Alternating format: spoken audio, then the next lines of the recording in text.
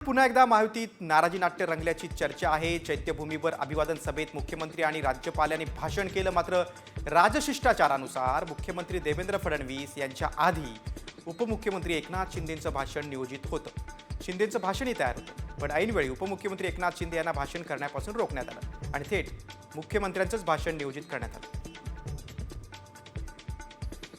त्यामुळे उपमुख्यमंत्र्यांना डावळल्यामुळे आता नाराजी व्यक्त होते। भाषण नाकारलं, त्यामुळे शिंदे अजित पवार नाराज झाले।